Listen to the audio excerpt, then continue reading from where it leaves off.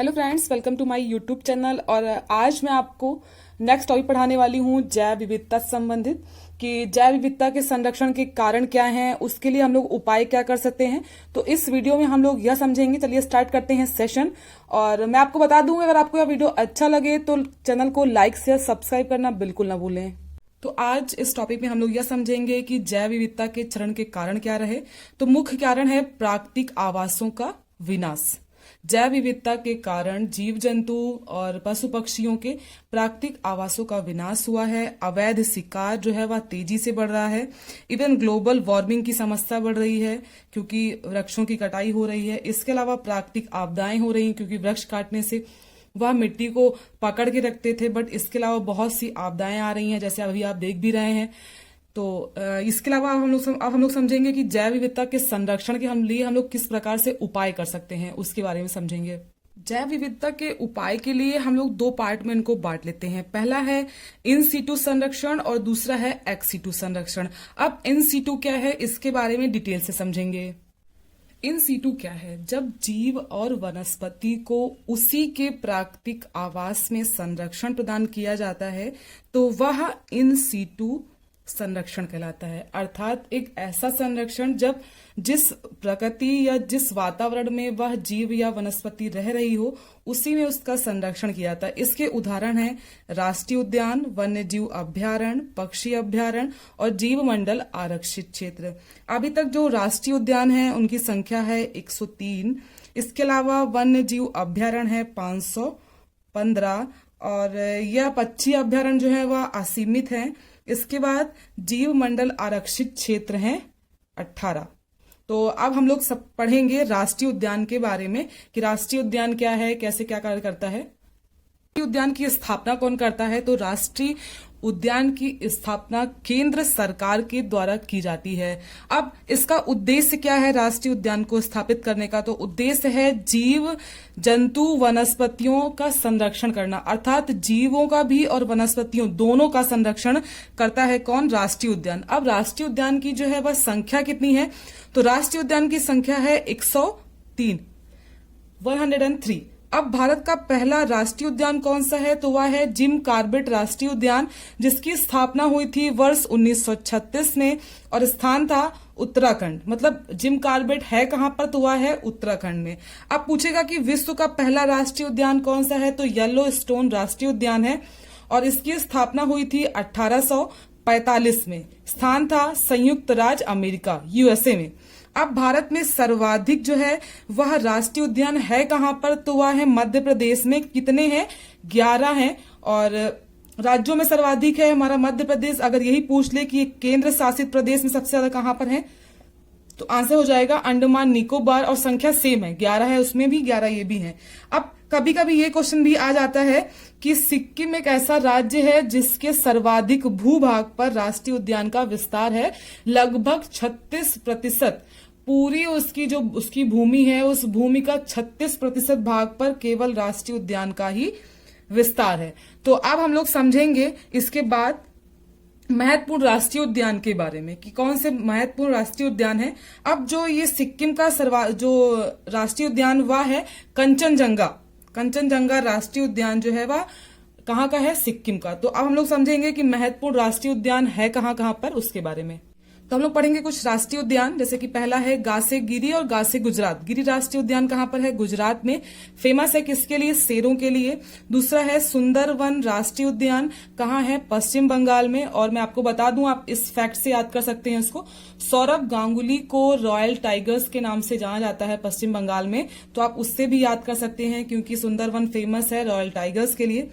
कांजीरंगा जो है वह असम में है और यह फेमस है एक सींग के गैंडे के लिए।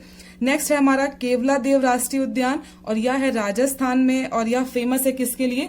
साइबेरियन सारस के लिए, यह फेमस है। और नेक्स्ट है केबिल लामजाओ मणिपुर में। इसको बोलते हैं ना एकमात्र तैरता हुआ राष्ट्रीय उद्यान है। जो क्यों कहते हैं इसको? क्योंकि यहाँ पर बांस की अधिकता होने की वजह से और बांस को हरा सोने के नाम से भी जाना जाता है। इसके बाद है मरु या डेजर्ट राष्ट्रीय उद्यान, कहाँ है? वह है राजस्थान में और यह फेमस है किसके लिए? काले हिरन के लिए। आप इसको एक फैक्ट से भी याद कर सकते हैं कि सलमान खान पे एक केस चल रहा था तो वह इन्होंने काले हिरन को मार दिया था, तो इसकी वजह से आप इसको भी याद कर सकते हैं। दचिग्राम है हमारा जम्मू कश्मीर में, और यह फेमस है किसके लिए? हंगुल हिरन के लिए। हंगुल हिरन के लिए फेमस है, तो आप इसको इससे याद कर सकते हैं। पेंच की तो 2 पार्ट्स में बटा हुआ है, एक है 90% और दूसरा है 10%।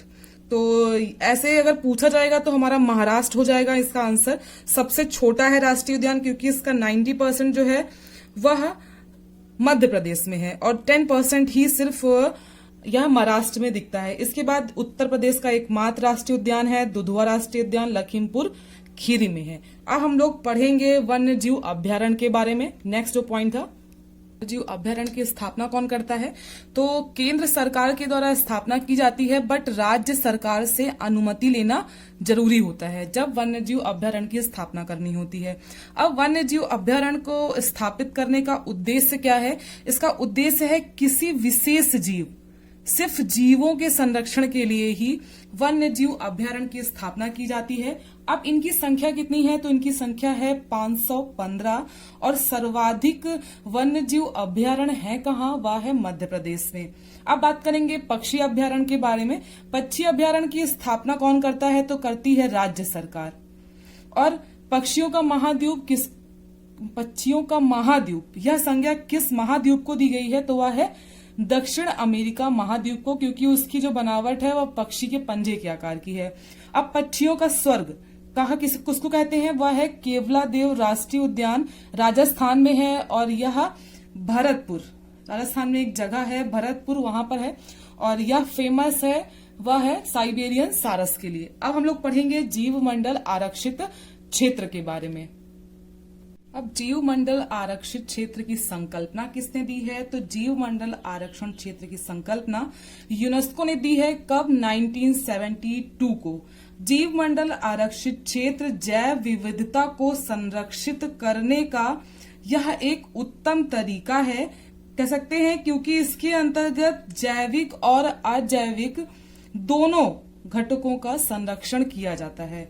अभी तक जो भारत में है वह जैव मंडल आरक्षित क्षेत्रों की संख्या जो है वह 18 है, और जिसमें से 11 जो है वह यूनेस्को से मान्यता प्राप्त है।